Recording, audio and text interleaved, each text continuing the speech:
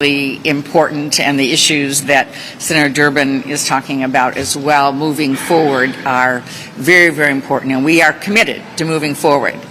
But we also are committed to reminding people that the last Congress under Democratic majorities was one of the most productive in generations, and now the federal government is implementing what we did in those 2 years. And American families and communities are seeing the benefits of that every day.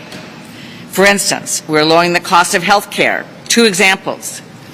If you are 65 or older, if you're a person with disabilities on Medicare, you now are not required to pay any more than $35 a month for your insulin. This is hundreds and hundreds of dollars in savings and saving lives. And this is something we've already accomplished. The shingles vaccine is now free for people on Medicare, saving hundreds of dollars for our seniors.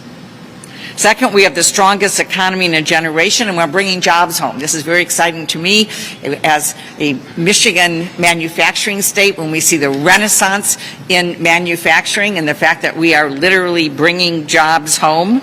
We have semiconductor plants and battery plants and other clean energy manufacturing that's opening across the country that's going to create literally tens of millions of jobs because of what we've already accomplished in the last 2 years. And we're investing in our rural communities. With my chair of agriculture committee hat on, I'll just give one example. Affordable high-speed internet is now happening through investments through the U.S. Department of Agriculture, which are critical to connecting people at work, our schools, our hospitals, our small businesses, our farmers.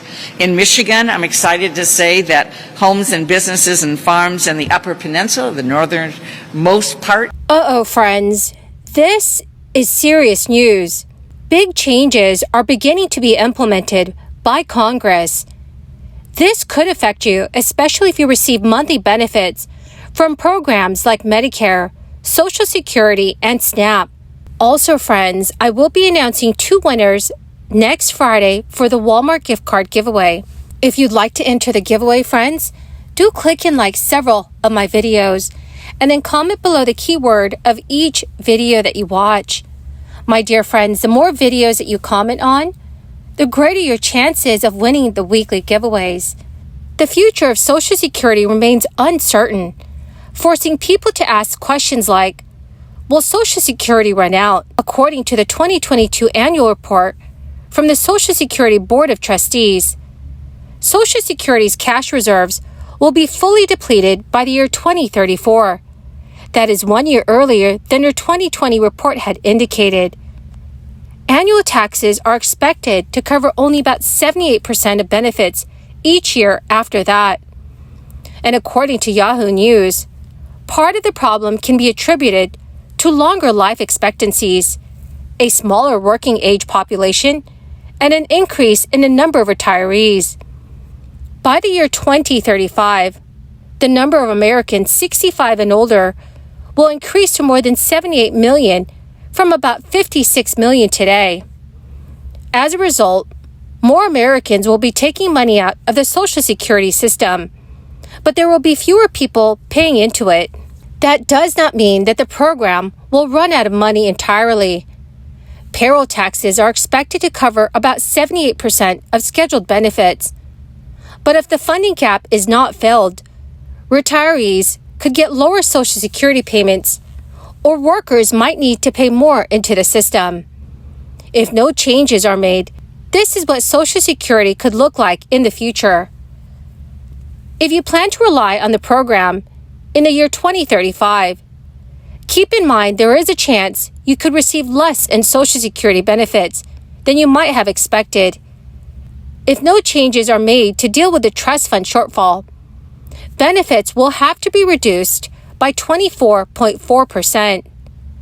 For many retired adults, that kind of cut in benefits would represent a big financial hit. The Social Security Administration has confirmed that Social Security provides at least half of the income for 50% of elderly married couples and 70% of elderly single people. Some experts doubt that a big slash in Social Security benefits is forthcoming. Joseph Roseman Jr., a Social Security expert, has recently told reporters the ramifications of that event would be beyond traumatic for everyone in the country. You've got a national disaster on your hands. Mary Beth Franklin, another Social Security expert, agrees that a big cut in benefits is unlikely. She said, as pensions are disappearing, people are relying more on Social Security. Because of the program's popularity, politicians won't want to tinker with benefits for existing retirees and will likely have to find other solutions to the trust fund shortfall. So, dear friends, what do you think will happen to Social Security in the near future? Please let me know what your thoughts are in the comments section below. Even though Social Security is not expected to run out of money until the year 2034 or 2035, several options for changes have already been floated to deal with the budget shortfall. These options include raising the payroll tax rate, increasing the wages subject to Social Security taxes, raising the full retirement age, reducing the annual cost of living adjustments, and cutting benefits. If benefits are not cut, tax revenue for the program will likely have to increase. One way to do that is to increase the payroll tax rate. Social Security is funded through a 6.2% payroll tax that workers pay, plus another 6.2% that employers pay. As the trust fund reserves dwindle down, the payroll tax would need to increase enough to sustain the program. But if nothing is done until the year 2034 or 2035, that increase would need to be sharper.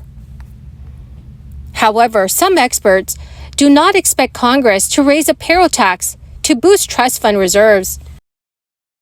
An increase in the payroll tax rate could take different forms.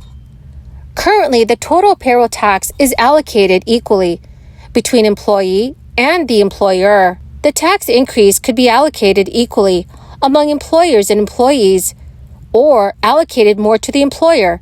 This is to hide the tax hike from taxpayers. A legislative proposal called the Social Security 2100 Act from Democrat Representative John Larson favors the later option. It would raise the federal payroll tax rate by 6.2% for employers and would only raise taxes on employees making more than $400,000 a year. The bill has gained some support, but so far has stalled in Congress. Well, my beautiful and most dearest friends, that is the end of my daily stimulus update video for this Saturday.